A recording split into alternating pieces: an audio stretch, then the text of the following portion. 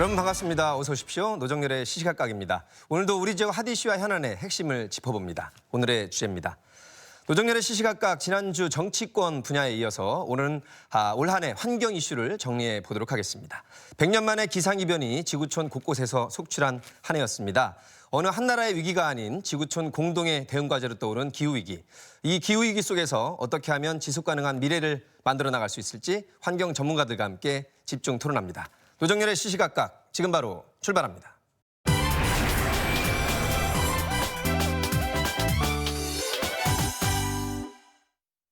네, 올 한 해 환경 분야를 정리해보고 저희가 해결해야 될 과제들을 이분들과 함께 풀어보겠습니다. 충남연구원의 기후변화센터 이상신 센터장과 함께합니다. 네, 안녕하세요. 충남연구원 이상신입니다. 어서 오십시오. 그리고 우리 지역의 환경운동가분들을 소개합니다. 대전환경운동연합 이경호 사무처장과 함께합니다. 네, 안녕하세요. 대전환경연합의 이경호 사무처장입니다. 반갑습니다. 세종환경운동연합 박창재 사무처장과 함께합니다. 네, 반갑습니다. 어서 오십시오. 충남환경운동연합의 김정진 사무처장과 함께합니다. 네, 안녕하세요. 충남환경운동연합 김정진입니다. 반갑습니다. 네 분의 좋은 말씀 듣기로 하고요. 먼저 관련 주제 영상 안내해드리겠습니다.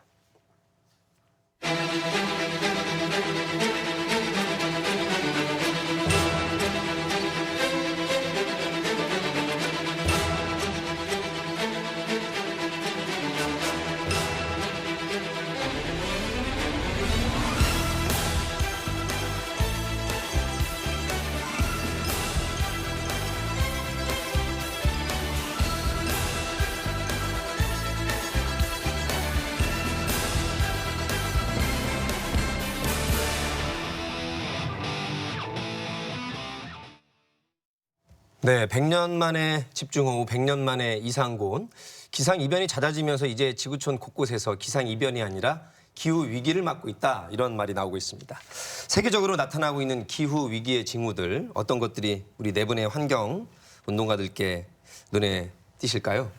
차례들 한 말씀 해주시겠습니까?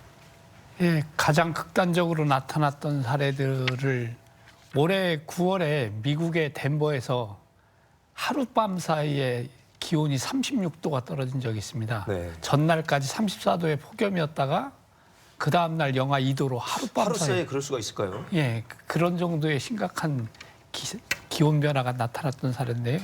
그것도 하나의 사례일 것 같습니다. 네, 이경호 사무처장.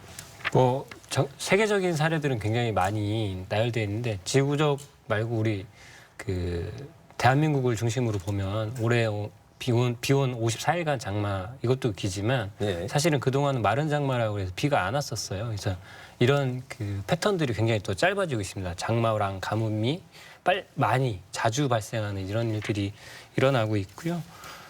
대구 사과 유명했었잖아요. 근데 지금 대구에서 사과 안 자라거든요. 그게 계속 북상하고 있는, 그리고 서산에서 오징어가 잡힌다든지 이런 동해 오징어가 아니라 서해 오징어가 된다는, 이게 바다도 바뀌고 육지도 바뀌고 대기도 바뀌면서 이게 대한민국에서도 그런 여러 징후들이 보이고 있다, 이렇게 말씀드릴 수 있을 것 벌써 같습니다. 두 분 말씀만 들었는데도 심각성이 정말 느껴집니다. 네, 저희 기상 부분 말씀을 하셨는데요. 기상하고 기후하고의 문제는 조금 틀립니다. 기상은 이렇게 시시각각 짧게 변하는 걸 말씀하는 거고, 저희가 오늘 얘기하고 있는 기후변화는 긴 시간에 아주 넓은 지역이거든요. 이렇게 생각하시면 될 것 같습니다. 우리가 폭우가 쏟아지면, 잠깐 폭우가 쏟아지는 건 벗어날 수 있지만 전 지구의 모든 곳에 폭우가 온다면 피할 곳이 없겠죠. 그런 것처럼 저는 장기간의 기후를 조금 기온 변화로 좀 말씀드리겠습니다. 지난 100년간 보면 보통 우리가 통계와는 조금 틀리지만 한 0.8도 정도 올랐다고 하는데요. 우리 최근 30년간 보면 그게 한 1.5도, 2도 이렇게 얘기를 합니다. 1, 2도가 참 작게 느껴질지 모르지만 그 1, 2도의 차이는 지구의 어떤 역사 지질 연대를 보면 한 지구의 생물종이 한 30%에서 50% 정도 멸종하는 시기, 그 정도로 보시면 될 것 같아요. 그래서 우리가 보통 얘기하는 기후변화에서 얘기하는 1도와 기상에서 얘기하는 1도를 좀 구분해서 지금 얘기를 하고자 지금 말씀드리는 건데요. 네. 그런 1도의 차이들이 긴 시간 전 지구적으로 보면 이렇게 우리 대멸종 시기라든가 이런 거와 연관지어서 좀 봐야 된다, 이렇게 말씀드리고 싶습니다. 말씀 들어보니까 저희가 이제 코로나 위기 때 36.5도의 인간 보통 체온이 37점 얼마만 넘어도 굉장히 큰 걱정을 하게 되는데 지구라는 이 큰 우주체가 0. 얼마가 올라간다는 것도 엄청난 변화로 저희가 그렇죠. 느끼고 잘 비유를 하신 것 같아요. 우리 인체를 보면 인체는 하나의 시스템이죠. 그래서 이 시스템에 문제가 생기면 그런 1도 변화 차이도 건강에 영향을 크게 미치는 듯이 우리 지구를 하나의 시스템으로 보면 그 1도도 우리 인체가 이렇게 영향을 미치듯이 그런 영향을 미칩니다. 그래서 앞으로 그 기후변화에서 얘기하는 1도를 보실 때 이런 네. 개념을 가지고 보시면 좋을 것 같습니다. 네. 박 저장님. 네, 우리나라의 초유의 그 54일간의 긴 장마, 그 원인을 따져보면 이제 시베리아 영구 동토층이 이제 계속 녹고 있는데 이제 이상 고온 현상이 있었죠. 그래서 일부 지역에서는 38도씨를 기록하기도 했고요. 예.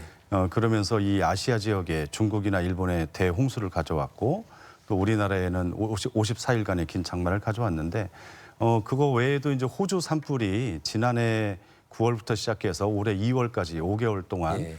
기후변화로 인한 영향으로 인해서 폭염이나 또 산불은 흔히 날 수 있지만 그것이 이제 가뭄이라든지 강풍 이런 것들을 같이 그 영향을 좀 받으면서 아주 길게 그래서 1,800만 헥타르의 산림이 소실이 됐고 코알라나 그 캥거루 같은 그 12억 마리가 넘는 그 동물들이 피해를 입었죠.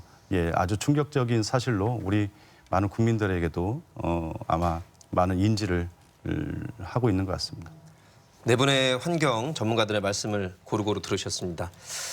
정말 위기 상황이고 심각한 상황이고 우리가 일상생활 속에서 이제 환경을 되살리는 운동을 하자. 몇십 년 전부터 나온 얘기입니다만 이 코로나19 위기를 겪으면서 더욱더 심각성을 피부로 느끼고 있는 것 같습니다.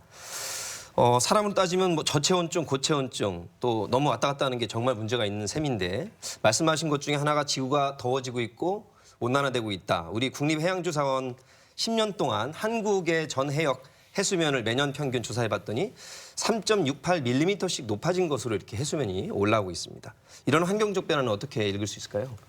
그러니까 지구가 물에 잠긴다고 하는 거죠. 그러니까 북극의 동토층들이 높고 북극 얼음들이 빙하들이 녹으면서 아마 해수면이 높아지는 것으로 나와 있는데요. 그러니까 우리가 생활한 육지 면적이 계속 줄고 있다는 겁니다. 예. 그리고 그러면서 이제 바다에서 시작해서 육지까지 생태계적 영향들이 생길 수밖에 없습니다. 그러니까 수심이 계속 올라오면서 생기는 갯벌의 감소라든지 예. 그러면서 이제 거기서 생산되는 생활하는 생태계에 문제가 생길 수 있고요. 그런 것들이 사람들하고 관계는 없는 것처럼 느껴질 수도 있겠지만 사실은 모든 동물하고 사람은 연결돼 있고 서로 돕고 산다라고 하는 게 일반적인 생태학적인 관점입니다. 그래서 네.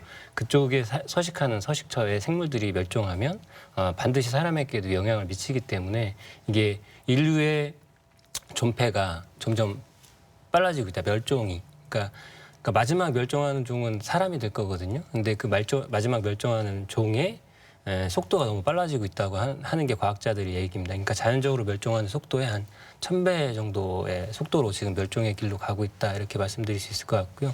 이 해수면 상승이나 이런 것들이 다 그런 영향들을 주고 있다 이렇게 말씀드릴 수 있습니다. 그러니까 지구가 가지고 있던 균형이 수억 년, 수만 년을 이루었던 균형들이 깨지면서 일어나는 현상들이라고 할 수 있고요. 그 균형 안에 사람들이 있어야 되는데 그 균형이 깨진 곳에 사람들이 있다 보니까 훨씬 불안해지고 예. 사실 그 불안감들이 이제 현실로 나타나는 결과들을 지금 목도하고 있다 이렇게 보시면 될 것 같습니다. 네, 제 좌우로 이렇게 네 분께 골고루 한번 여쭤보겠습니다. 일단 해수면 올라간 것에 대한 네 분의 이 조언을 듣고 싶은데요. 네, 기후 변화는 사실은 있어 왔습니다. 그리고 해수면 상승도 있어 왔고요. 저희가 주목해야 되는 부분은 우리 인간이든 생태계 내의 시스템이 적응을 하지 못할 정도로 빠르게 변한다는 게 문제거든요. 예. 그래서 이 기후 변화 문제, 해수면 상승 문제도 마찬가지입니다. 우리 지구의 과거 기록들을 보면 기후는 계속 변해 왔었고 거기에 생태계 일원들이 적응해서 살고 있었고 이게 서서히 변해 왔습니다만 너무 급격하게 변할 때는 우리가 이제 대멸종 시기 이런 것들이 왔었죠. 예. 그 시기들이 조금 앞당겨지고 있고 더 빨리 적응을 하지 못할 정도로 빨라지고 있다라는 거고요. 해수면 상승 측면에서 보면 뭐 해양 생태계 얘기를 조금 해주셨는데 저는 그 부분보다 우리 인간의 측면에서 보면 우리나라도 마찬가지고 해안에 많은 그 사회 기반 시설들이 있죠. 그러다 보니 그런 기반 시설들의 문제나 대응이 우리가 대응하는 시간보다 더 빨리 다가오기 때문에 그런 부분들이 뭐 국가를 비롯해서 지역에서 정책을 조금 입안을 해서 네. 대응해야 되는 그런 걸로 생각이 듭니다. 예. 예, 그 해수면 상승 문제는 직접적으로 이제 충남은 그 해안가를 끼고 있기 때문에 느끼는 문제입니다. 그 충남의 당진만 해도 해안가의 대부분을 막아서 방조제를 만들어서 공단이나 이렇게 조성했거든요. 근데 이 해수면이 상승되면 그 이후에 해수면이 어느 정도 올라갔을 때 그런 지역들이 앞으로 어떻게 될 건가에 대한 걱정들이 있는 겁니다. 지금 문제되는 거는 제가 볼 때는 그냥 몇 미리 올라갔다가 아니라 이 상승 속도가 갈수록 빨라지고 있다는 거죠. 네. 얼마 전에 그 그린피스에서 시뮬레이션 했던 거 보면 2030년대에 되면 지금 속도로 해수면이 상승되면 해일이 닥쳐왔을 때 침수될 지역들에서 인천공항도 침수되고 뭐 이런 게 뉴스에 나온 적이 있잖아요. 이게 지금 속도로 계속 해수면이 상승한다면 충남의 서해안 상당 지역도 이 침수될 수 있는 위험성이 있다. 이게 지금은 눈에 안 띄지만 10년, 20년 지날수록 더 그런 위험이 커질 거다 이런 걱정인 거죠. 말씀 듣다 보니까 이 속도와 정도가 점점 더 빨라지고 있기 때문에 인류가 대응할 여유가 부족해진다는 말씀이고요. 네. 네, 해수면이 상승하는 것이 이제 기후 변화에 의한 영향일 건데 그로 인한 이제 해안지대에 이제 많은 사람들이 모여 살잖아요. 그렇다 보니까 이제 기후 난민이나 이 지역에 이제 취약한 그 지형 구조를 또 갖고 오면서 많은 피해를 이제 해일 피해라든지 뭐 많은 피해를 가져올 건 이제 자명하고요. 이런 기후 변화에 의한 영향이 이런 그 해수면 상승을 통한 이제 수몰을 이제 가져오는 것 외에도 이제 폭염이나 뭐 가뭄 또 뭐 홍수나 한파, 폭설 이런 것도 가져오시면 더 중요한 거는 그 지금 이제 코비드 19를 보면서도 우리가 퇴치했다고 믿었던 열대성 전염병이라든지 지구가 점점 더워지고 습해지면서 그 동토층도 지금 녹고 있지 않습니까? 그러면서 수백만 년 전에 뭐 세균이나 병원균들이 새로 뭐 발견되기도 하고 있는 것처럼 이런 엄청난 새로운 또 신종 전염병이 더 창궐할 수 있겠다라는 이런 걱정과 함께 최근 들어서 뭐 계속 경제 침체니 경제 성장의 둔화를 많이 얘기하지만 더 앞당겨진 어떤 그 경제 성장이 되게 이제 더디게 갈 것이고 네. 경기 침체는 심해질 것이다. 그리고 이 문제는 이제 그 뭐 장기화되는 뭐 문제이기도 하지만 저는 이런 전염병 문제가 또 우리가 좀 최근 우리가 겪으면서도 더 좀 주목해봐야 될 부분이 아닌가 생각합니다. 네 분의 시각으로 해수면 상승에 대한 다각적인 면을 짚어봤습니다. 전 지구적 기후 위기 상황 속에서 또 우리 지역이 당면한 환경 문제도 있는 것 같아서 네 분께서 각자 생각하시는 우리 지역의 환경 문제를 좀 짚어주시죠. 지역에 작년에 비가 54일가 아니 작년이 아니죠 올해죠 54일가 비가 오면서 사실 대전에도 수해가 일어났었거든요. 그러니까 그 수해에 대비하는 대비책들이 제대로 마련이 되어야 되는데 그게 좀 접근 방식이 좀 틀린 것 같습니다. 예. 도시라고 하는 대전이라고 하는 도시가 가지고 있는 특징들을 가져야 되는데 하천의 수해를 다 예방하겠다 하천을 관리해서 이렇게 접근하고 있는 게 좀 대전의 심각한 문제인 것 같아요. 그러니까 도시 시스템 안에 빗물이라든지 빗물을 저장하거나 빗물의 순환 과정들을 어떻게 설계하고 이것들을 대응해 나가야 되는데 단순히 홍수가 왔다고 해서 하천 정비를 하는 형태로 가고 있어서 문제가 있다라고 하는 겁니다. 그러니까 이 시스템이 어떻게 될지 모르는 거예요. 내년에 가뭄이 올지 홍수가 올지 모르기 때문에 그거에 대한 적정한 정책들이나 내용들이 마련되어야 되는데 사실 도시에서 그런 것들을 준비하지 못하고 있다라고 하는 생각이 좀 들어서 매우 안타깝고요. 대전시가 그런 도시 시스템이나 가뭄이나 홍수에 대비한 시스템 이런 것들을 좀 지금은 기후 위기라고 하는 이 상황 속에서 빠르게 접근하고 만들어야 되는데 그걸 하지 않고 있다라고 하는 게 지금의 뭐 지역사회 문제가 아닌가 생각됩니다. 뭐 여러 가지가 있겠지만 이제 한 가지 정도씩 짚어주시는데 지난번 장마 이후에 저희 시시각각에서 네. 이 처장님 말씀해 주신 바가 있습니다. 네. 저희 아마 그 대전, 세종, 충남 사무처장님께서 지역 현안이라는 걸 말씀해 주실 것 같고요. 저는 이제 충청권 전체를 조금 말씀을 드리겠습니다. 네. 사실 이 충청권 이 세 지자체가 예전에 같은 그 경제권 생활권에 있었고 현재는 이제 각 그 광역지자체로 이렇게 분리가 되어 있습니다만 아직도 유기적인 관계를 다 맺고 있습니다. 그래서 제가 생각하는 뭐 지금 기후변화 얘기를 좀 하고 있었고 그 부분들을 많이 얘기하셨기 때문에 우리 뭐 충남이 지금 대기 오염 물질 배출량이 뭐 여러 통계들이 왔다 갔다 하고 있습니다만 1, 2위를 왔다 갔다 하고 있거든요. 그게 이제 충남만의 문제가 아니고 화력발전소 비롯해서 당진의 제철소 뭐 이런 곳에 발생되는 이 많은 대기 오염 물질들이 결국에는 우리 충청권의 경제를 같이 견인해주는 역할들을 하고 있다라고 생각을 해요. 그래서 이런 문제들을 같이 좀 해결할 수 있는 그런 데 그 역량을 좀 집중했으면 좋겠고 다행인 것은 세계 그 광역 지자체들이 함께 모여서 그런 공동 협력 프로젝트나 이런 것들을 수행을 하고 있긴 있습니다만 네. 제가 말씀드린 그런 그 뭐 대기오염 물질뿐만이 아니라 지역의 그런 현안들이 각각이 해결해야 될 게 아니라 환경 문제는 다 같이 해결해야 된다. 이런 걸 좀 말씀드리고 싶습니다. 예, 중요한 포인트를 짚어주셨습니다. 김 차장님. 예. 올해 충남에서 상반기에는 천안의 일봉사 문제가 좀 뜨거웠던 것 같습니다.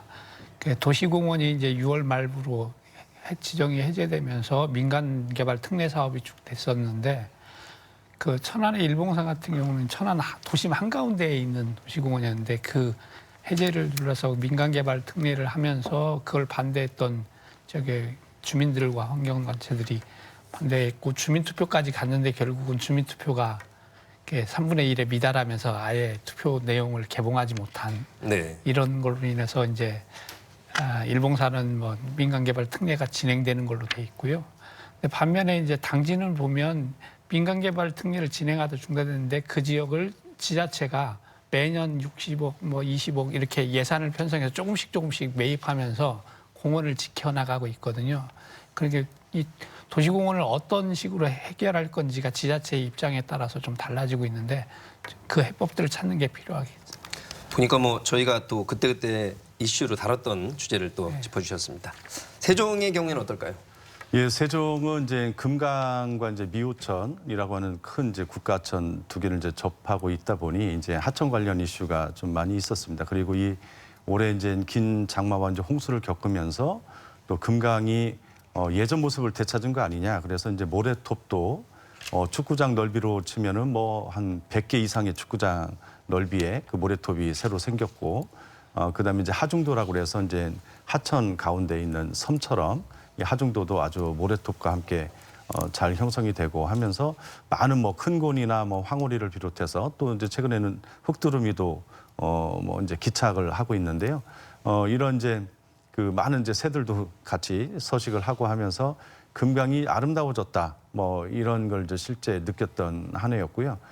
그다음에 이제 금강을 가로막고 있는 이제 하천 횡단 구조물 중에 하나인 이제 세종보호와 관련해서 금강위협관리위원회에서는 이제 해체하자라는 이제 권고문을 채택을 해서 이제 국가물관리위원회 결정을 앞두고 있는 상황인데 예년과 다르게 또 세종 시민들의 이제 설문을 해보니까 예전에는 절반을 못 미치던 그 세종보호 해체 찬성 여론이 올해는 이제 56.6%를 차지할 정도로 1년 사이에 상당히 많은 시민들이 세종보호 해체를 해서 자연성을 회복하고 재자연화해서 아름답게 강을 강답게 해야 된다라는 뭐 이런 여론이 더 높아진 것 같고요.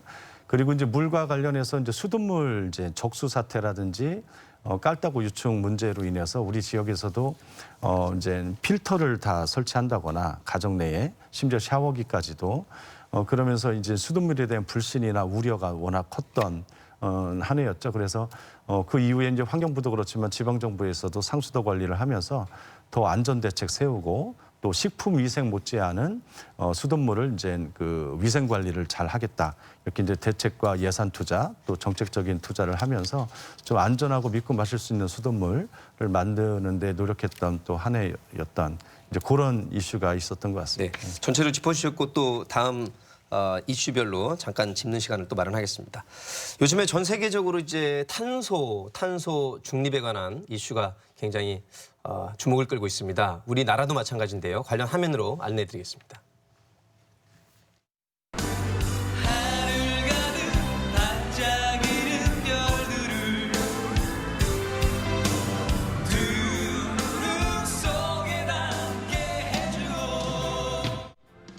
더 늦기 전에 밤하늘의 별을 아이들이 마음껏 볼 수 있게 하자고 외쳤던 1992년의 다짐은 지켜지지 못했습니다. 당시 오후 7시 49분을 가리켰던 환경위기 시계는 28년이 지난 지금 오후 9시 47분. 지구의 환경은 나빠지기만 했습니다. 우리가 일상처럼 누리던 것을 우리 아이들에게 물려주기엔 이제 남은 시간이 많지 않습니다. 우리 또 후손을 위해 더 늦기 전에 다시 한번 환경을 생각하자는 게 바로 2050 대한민국 탄소 중립 비전 선언의 핵심 메시지입니다. 미세먼지로 인한 회색 하늘에 갇힌 현실을 표현하기 위해 흑백 영상으로 진행된 연설에서 문 대통령은 탄소 중립이 우리에게 기회가 될 수 있다는 점을 강조했습니다. 200년이나 늦게 시작한 산업화에 비하면 비교적 동등한 선상에서 출발하는 탄소 중립은 우리나라가 선도 국가로 도약할 기회이기도 합니다. 문 대통령은 산업과 경제, 사회 모든 영역에서 탄소 중립을 강력히 추진하고 저탄소 산업 생태계 조성에도 주력하겠다면서 특히 국민 참여를 당부했습니다. 저탄소에서 넘어서 이제 탄소 중립이라는 용어가 본격적으로 등장을 했습니다. 탄소 중립 어떤 것인지 이 센터장님 한번 설명해 주실까요?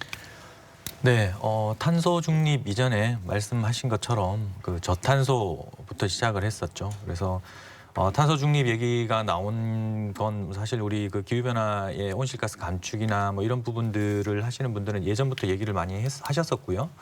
그 탄소를 뭐 줄이자라는 거에 넘어서서 이제 탄소 사실 제로라는 게 쓰지 않자라는 얘기잖아요. 그런데 안 쓸 수는 없고요.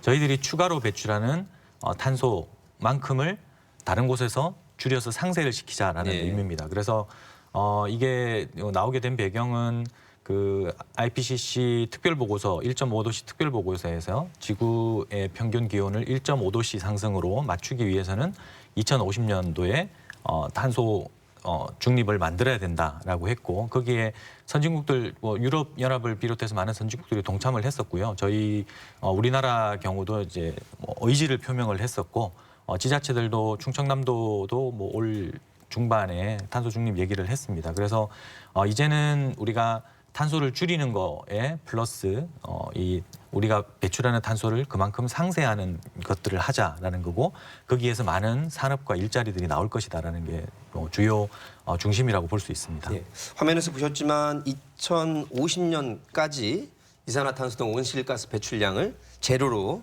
만들겠다는 야심찬 계획인데 정부의 2050 탄소 중립 선언 의미 어떻게 보시는지요? 지금 매우 적절한 선언이었다 이렇게 저는 판단합니다. 그러니까 기후 위기가 굉장히 인식이라든지 수준이 높이 올라와 있다. 그 수준에 맞춰서 발표를 했다고 생각은 좀 하는데요. 아까 말씀 주신 대로 CO2 발생량의 상쇄하는 양을 해가지고 제로를 만들겠다는 거거든요. 그러니까 뭐 나무를 심어서 CO2를 흡수한다든지 재생에너지를 늘린다든지 아니면 탄소 거래 배출권 이런 걸 사가지고 그 0을 만들겠다는데 이 목표 자체가 굉장히 높은 목표입니다. 근데 지금 문제는 시민들이 이게 굉장히 어려운 목표인지 잘 모르고 지자체도 이게 굉장히 어려운 목표라는 인식이 좀 없는 것 같아서 문제라는 거죠. 시민들이 이 정도 목표를 달성하려면 양도 굉장히 급격하게 줄여야 되고 거기에 상쇄하는 녹지를 만든다든지 재생에너지에 투자한다든지 이런 정책들이 뒷받침되어야 되는데 그러니까 선언은 했지만 그 뒤에 계획들이나 내용들이 좀 아직은 마련되지 않았다. 그리고 대전시 같은 경우도 거기에 상응하는 조치나 내용들이 없습니다. 지자체들 특히 여러 지자체들 중에 대전은 더 특히 없고요. 충남하고 서울 정도가 조금 잘 돼 있는 정도라고 얘기를 하거든요. 그래서 그 수준에 맞는 지역의 준비도 좀 필요하다. 그리고 사회에 굉장히 많은 변화가 일어날 겁니다. 아까 말씀하신 대로 그에 상응하는 상쇄시키기 위한 여러 산업들이 나올 거고 거기에 대한 준비들을 해 나가야 되는데 그 준비들을 지역이나 지자체 그리고 시민들은 좀 아직 그 준비가 덜 돼 있지 않나. 그래서 네. 그거에 대한 준비를 어떻게 할 것인지에 대한 내용들을 뭐 서로 합의하는 과정이라든지 홍보하는 과정 이런 것들이 충분히 좀 더 필요해 보인다 이런 생각이 좀 듭니다. 선언에 맞는 실전적 지침 또 실행이 필요하다는 말씀이셨고요. 충남 경우에는 양승주 지사님이 탄소 중립 환영을 하셨고 워낙 화력발전소가 많은 지역이다 보니까 이 주제가 더 각별한 것 같습니다. 화력발전소 조기 폐쇄 또 2050년까지 탈석탄 어느 정도 가능할까요? 이게 쉽지 않은 문제입니다. 2050 탄소 중립을 얘기하는데 탄소 중립이 단순하게 화력 발전소만 없애는 문제는 아니거든요. 충남의 화력 발전소 외에 발전 분야에서도 가스 발전도 여전히 탄소를 배출하는 문제가 있고요. 그다음에 당진에 있는 현대해철 같은 경우에는도 석탄을 사용합니다. 유연탄을 사용하기 때문에 거기서도 엄청난 온실가스가 나오거든요. 이 제철소도 연료를 유연탄 연료에서 수소환원 제철이나 다른 것으로 전환해야 됩니다. 그러다 보니까 이 탄소 중립을 이룬다는 게 그냥 우리 2050년 탄소 중립하니까 2050년까지 줄이면 되겠지 하지만 산업의 전반을 다 전환해야 됩니다. 지금 우리나라 산업 전체가 기존의 석탄, 석유, 가스라는 화석 연료에 기반해서 산업을 운영해 왔기 때문에 산업 전체를 완전히 뒤바꿔야 되는 문제이거든요. 그래서 결코 가볍지 않은 문제입니다. 이게 얼마나 어려운 문제냐면 우리나라의 온실가스가 매년 배출량이 증가했는데 IMF 때 한번 꺾여서 줄었습니다.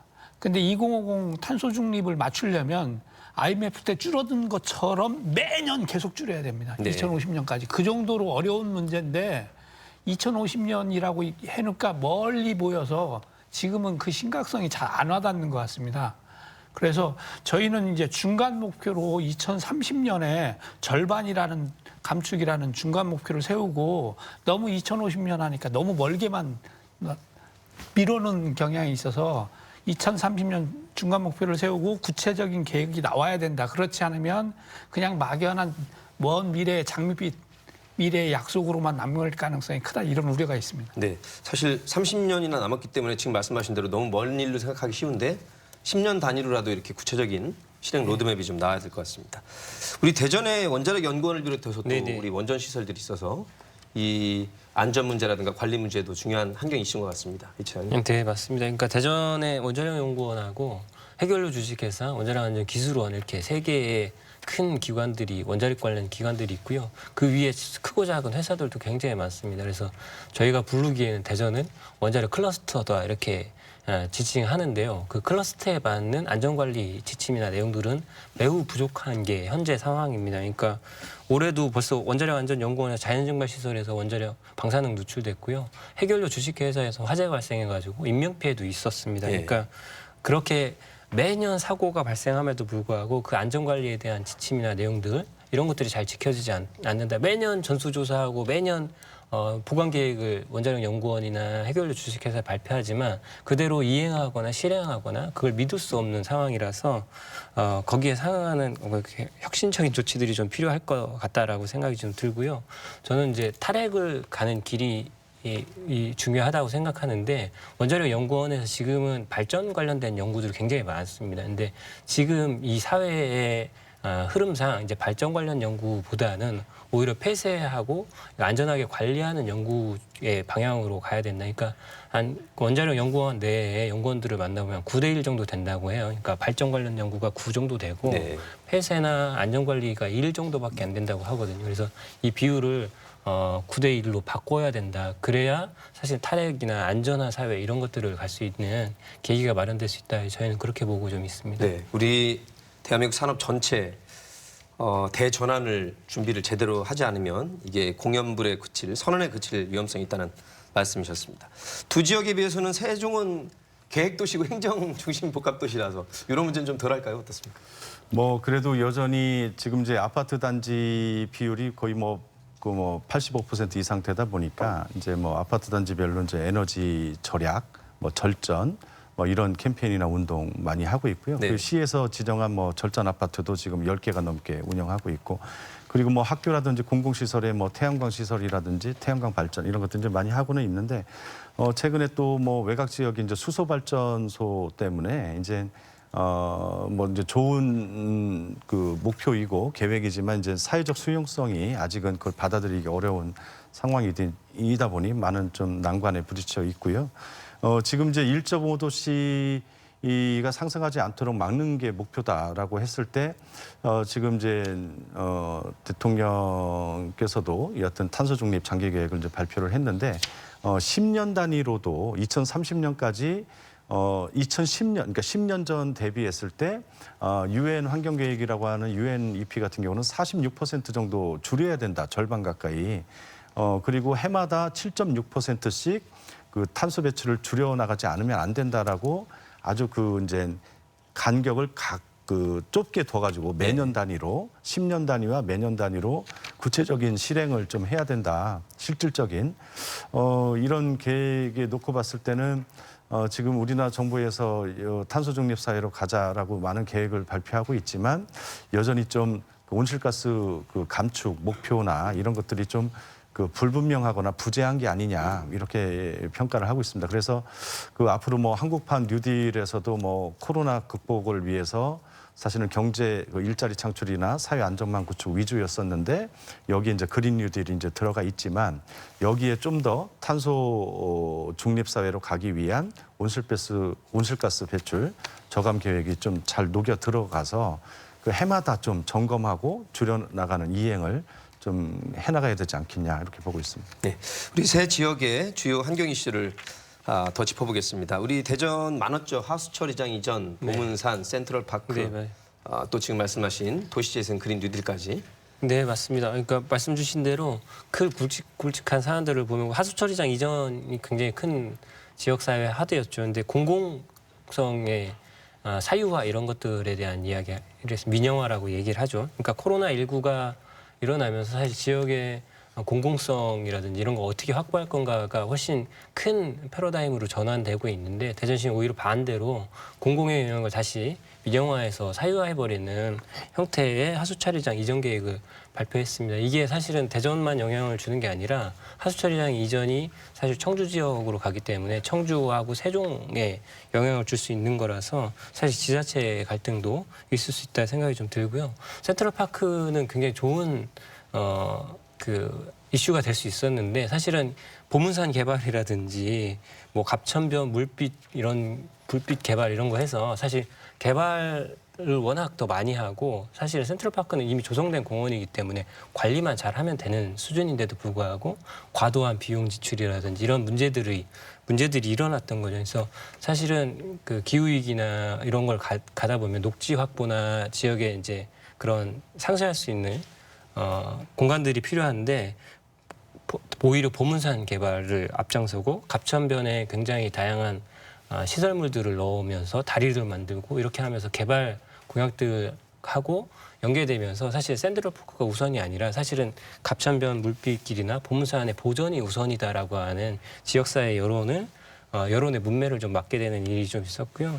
뭐 수달 제비 큰고니 같은 서식처가 대전에 확인된 적도 있습니다. 그래서 대전이 그냥 단순히 도시가 아니라 생태적 거점이 될 수도 있는데 그런 것들을 잘 살려내지 못했다라고 하는 것도 좀 있고요.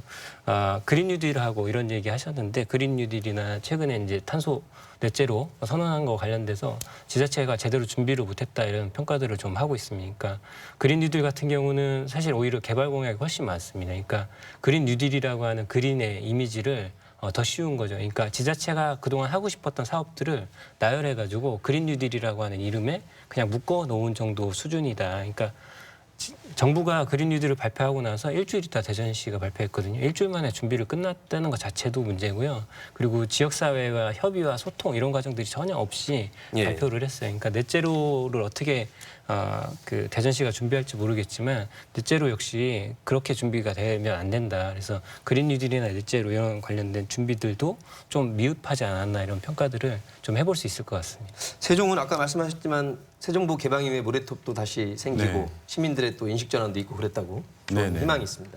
네, 그렇습니다. 그러면서 그 여전히 이제 새 정보가 이제 강을 가로막고 있는 상황이고 이제 수문을 개방한 지 2년이 넘었는데 수문 개방한 지 얼마 안 됐을 때도 이제 상당히 이제 하천의 변화가 많이 긍정적으로 수생태계나 물고기도 많이 늘고 경관도 좋아지고 했는데 지금 이제 한참 개방한 이후에 여전히 물이 많은 금강을 원하는 시민들도 있고 하다 보니 세정보 해체에 반대하는 시민들도 여전히 있습니다. 네. 있는데 금강은 또 국가하천이기 때문에 이수와 치수 측면에서도 그렇고 생태계 유지를 위해서도 보철거를 좀 해서 빨리 하천이 흐르게 하고 그러면서 시민들도 이제 보는 강에서 이제 좀 접하고 여기서 추억도 좀 만들고 소풍도 가고 이러면서 좀 시민들에게도 이로운 강으로 다시 되돌아가지 않을까 이런 기대를 좀 하고 있으면서 계속 저희는 모니터링을 좀 하고 있습니다. 네. 저희 시시각각에서 다 다뤄왔던 주제들인데 천안 일봉산 심도 깊게 저희가 논의도 하고 대안도 모색했습니다만 선거 투표인수 3분의 1에 미달돼서 결국 저희가 개봉을 할 필요는 없는 거죠. 서울 시내 무상 조례 급식과 마찬가지 사태가 벌어졌었는데 어떻게 보십니까? 예, 대통령이 얘기한 탄소 중립과도 사실은 역행합니다. 왜냐하면 이 도시개발 특례 사업을 진행하게 되면 도시공원들을 지금 탄소 중립에서 아까 얘기하신 대로 우리 이상신 센터장이 얘기한 대로 탄소가 불가피하게 배출되는 측면이 있으면 그걸 흡수할 흡수원으로 산림을 늘려나가야 되는 측면이 있는데 도시공원들이 보면 전체 면적의 30%를 개발하고 70% 보존한다 이렇게 돼 있습니다. 특례 사업이. 근데 다른 지역들의 특례 사업은 그 30% 안에서도 실제로 개발 면적이 적은데 천안 같은 경우는 30%를 거의 꽉 채워서 개발을 합니다. 네. 그래서 이 문제가 좀 됐던 거고요. 얘기하신 대로 이 주민투표는 원래 주민투표 대상 인원이 13만이나 됐었습니다. 인근에 이제 6개 동을 전체를 묶어서 주민투표를 하다 보니까 네. 이 투표 인원이 너무 많아서 실제 투표한 사람은 13,000명이 넘었는데 그 13,000명이 넘는 인원도 전체에 비하면 10% 정도 투표율밖에 안 됐던 거죠. 그래서 이제 개봉을 못한 아쉬움이 좀 있습니다. 그래서 이 일봉산 주변에 일봉산을 항상 이용하던 주민들은 투표율이 높았는데 좀 멀리 있는 동까지 이렇게 투표 대상으로 묶다 보니까 상대적으로 멀리 있는 동들은 투표를 거의 안 한 거죠. 예, 그런 것 때문에 이 주민투표가 사실은 제 효과를 내지 못한 아쉬움이 좀 있습니다. 개발과 보존의 문제, 저희가 개발연대에서부터 가장 뜨거운 화두였는데 최근에 대한민국 이 4대강 유역에 4대강 보가 생겼고 문을 여는 곳이 있어서 지역 주민들 사이에 이 찬반이 많이 갈등 양상도 있었습니다. 우리 금강보, 백제보, 세종보와 관련해서도 찬성하는 측 또 반대하는 측 또 문을 여는 것에 따른 장점 혹은 단점이 있다고 이렇게 주장을 하고 있어서 일반 시민들이 보기에 조금 헷갈릴 수도 있어서요. 우리 이 센터장님 어떻게 보십니까? 이 보호 문제와 관련해서 사실 저희가 기후변화 측면에서 이제 연구를 하고 있기 때문에 실제 금강보에 대한 연구는 진행은 하지 못했습니다만 똑같습니다. 모든 환경 문제는 시스템으로 접근을 할 수가 있거든요. 그래서 이 기존의 넷제로도 똑같고 이 문제도 똑같은데요. 기존에 흘러가던 우리 지구 시스템에서 잘 흘러가던 것들에 저희 인간들이 일정 부분 이제 취해서 생활하던 것들을 이 흘러가던 것들을 역행하게 만들어서 문제를 일으키는 경우가 우리가 환경 문제라고 볼 수 있습니다. 보호 문제도 마찬가지인데요. 이 부분이 환경 수용 능력이라는 게 있는데 이 환경 수용 능력을 넘어설 정도의 개발을 하게 되면 문제가 분명히 발생하게 되고요. 그게 일정 또 긴 시간이 지나버리면 그 시스템에 맞춰서 또 지구 시스템이 돌아가기 때문에 되돌리는 게 오히려 또 문제가 발생되는 경우가 있습니다. 그래서 면밀한 검토와 이런 것들이 필요한데요. 이 보호 개방 문제 같은 경우는 실제 이권이나 본인의 개인적인 이익보다는 전 지구적인 시스템, 우리 금강이면 금강유역의 시스템 자체로 좀 접근을 해봐야겠다라는 생각을 좀 했고요. 예. 그리고 우리 시민사회에서 보호 개방을 강력히 요구를 했고 그게 일정 부분 지금 받아들여지고 있지만 그 시민사회에서도 또 검토를 다시 한번 해봐야 되는 게 그동안 바뀐 그 생태계라든가 시스템들은 어떤 건지 이런 부분들도 조금 같이 생각하셔서 요구를 하셔야 될 것 같고 그리고 반대로 현재 유지를 하고 싶으신 분들 입장에서도 그러면 이걸 유지를 했을 때 이 시스템에 맞게끔 얼만큼 우리가 왔는지에 예. 대한 검토 이런 것들도 해서 같이 좀 논의를 해야 될 것 같다는 생각이 듭니다. 기왕 또 큰 시설이 지어졌으니 그 사이에 변한 환경 상황이 변화에 따른 장단점을 또 따져봐야 돼서 그 애초에 그 수십 조가 들어간 이 사업이 지금 우리에게도 과제로 남겨져 있습니다. 어렵겠지만 우리 지혜를 모아서 풀어가야 될 것 같습니다. 오늘 네 분이 출연을 해서 저희 시간이 굉장히 꽉 차가고 있는데 마지막으로 중앙정부와 지방정부 또 우리 시민들이 어떻게 하면 이 환경을 살리고 탄소 중립을 이룰 수 있을지 각 지역 현안과 관련해서 수건사업과 관련해서 최종 말씀해 주시면 시간이 다 될 것 같습니다. 네, 저희는. 예, 충남은 일단 산업 폐기물 처리장과 관련된 현안들이 곳곳에 있습니다. 당진, 서산, 홍성 여러 가지 있는데요. 이 산업 폐기물 처리장과 관련된 법의 문제들이 있습니다. 그래서 이 문제가 좀 지역에 여러 군데 현안이고 또 하나는 충남에 석탄화력 발전소가 워낙 많다 보니까 송전선로 문제가 있습니다. 송전탑과 송전선로가 안 거치는 지역이 없어서 그래서 송전선로 문제가 지역마다 현안이 되기도 하고 있고 그래서 이런 지역 현안들에 대해서 이제 어쨌든 주민들이 의견을 모아서 해결을 해야 되는데 그 송전선로 문제 같은 경우는 전원개발특별법에 의해서 사실은 거의 중앙정부가 일방적으로 추진하는 정책들이다 보니까 주민들이 할 수 있는 게 이제 그냥 물리적 저항 외에는 특별하게 없거든요. 그래서 충남도와 저희 계속 지금 이 관련 법들에 대한 개정을 어떻게 할 것인가를 논의를 올해 한 해 계속 해오고 있습니다. 그래서 이런 것들을 좀 차근차근 풀어가면 될 것 같고요. 마찬가지로 기후위기 문제 해결, 탄소 중립 문제도 행정이 이렇게 혼자 하는 것보다는 주민들의 의견을 모아서 방법을 찾아야 될 것 같습니다. 아까 이경호 선생님이 얘기했듯이 행정이 일방적으로 가면 그냥 형식적으로 있던 사업 모으는 거거든요. 그런 것들을 통해서 산업 폐기물 처리장 문제든 송전선로 문제든 현안을 풀어나갈 수 있을 것 같습니다. 네, 더해서 주시고요. 이 차장님. 지속 가능한 환경을 위한 실천 방안은 사실 개인이 실천하는 거는 인터넷 검색하시면 굉장히 많이 나와 있습니다. 그거 참고하시면 될 것 같고요. 제가 좀 당부드리고 싶은 거는 그 파리시장이 재선이 됐는데요. 재선될 때 공약이 그런 거였어요. 6만 개의 주차장 없애겠다, 도시에. 그다음에 15분 도시 만들어서 사실 걸어서 15분 안에 모든 걸 해결할 수 있는 15분 도시 이런 거 가지고 당선됐거든요. 그러니까 2022년에 아마 지방선거가 있을 텐데 저는 기후위기나 넷제로 그다음에 그린 뉴딜 이런 공약들을 잘 마련한 후보들한테 우리가 투표할 수 있는 거 그다음에 아니면 지방정부에 이런 것들을 요구하는 것이 그 일상의 실천 말고 훨씬 더 중요한 일이 될 수 있다 저는 이렇게 판단하기 때문에 그런 정도의 접근을 이렇게 방송을 들으시는 시청자 여러분들이 해주시면 좋겠다 싶습니다. 이상 마치겠습니다. 네. 이센 차장님.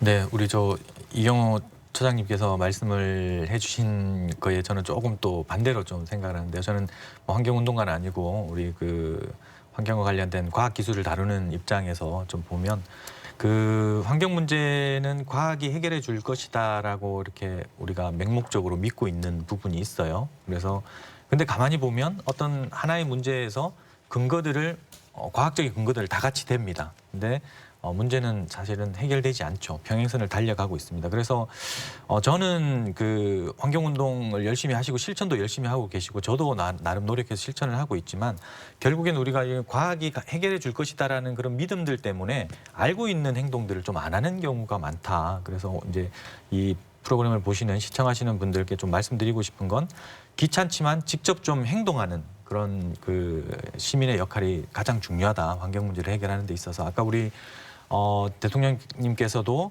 그 국민의 참여 말씀하셨듯이 참여는 누구나 알고 있는데 내가 참여 안 해도 다른 사람이 하겠지라는 생각과 과학의 문제로 해결해 주겠지라는 생각들을 좀 하는 것 같습니다. 그래서 이런 부분들을 좀 고려하셔서 우리 재활용 하나 잘 버리는 것도 큰 환경 운동과 작은 환경 운동가로부터 시작해서 큰 환경 운동가가 되니까 그런 부분을 좀 염두에 두셔서 실천하고 행동할 수 있는 시민이 되었으면 좋겠다라고 생각을 합니다. 네, 박상민 처장님. 네, 제가 뭐 발딛고 있는 그 우리 지역에 사는 시민으로서 뭐 말씀드릴 수밖에 없는데 이제 지역 주도형 그린 뉴딜이 앞으로 이제 본격화돼야 된다고 생각하고요. 행정중심 복합도시 세종이지만 세계적인 생태 수도를 사실 이제 말로만 지향을 했지 표방을 했지 그 실질적으로 만들어 가고 있지 않고 있거든요. 지금 난개발도 아주 심하고 그리고 아까 말씀드린 그 기후 위기를 극복하기 위해서도 적응하기 위해서도 어떤 탄소 흡수원으로서 그 산림이나 습지, 강과 하천 뭐 이런 것이 상당히 중요한 역할과 기능을 할 텐데 이런 것들을 잘 보존하고 심지어는 이제 복원까지 생태 복원을 해서 결국 그 생물 다양성 전략 차원에서나 기후 위기에 대처할 수 있는 이런 모범적인 어떤 대처 모델, 대응 모델을 좀 세종에서부터 만들어 가야 된다고 생각을 하고요. 그러기 위해서 많은 시민들이 이제 환경 교육이나 이런 거에 관심이 많이 있는데 이런 인식 개선을 위해서도 저희도 많은 노력을 하겠다는 말씀드리겠습니다. 예, 오늘 네 분의 좋은 말씀 잘 들었습니다. 환경이 살아야 우리가 살 수 있을 겁니다. 일상 속의 작은 친환경 실천 다 함께 해주실 것을 기대합니다. 노정열의 시시각각 오늘은 여기까지 함께해 주셨습니다. 다음 시간에 뵙겠습니다. 고맙습니다.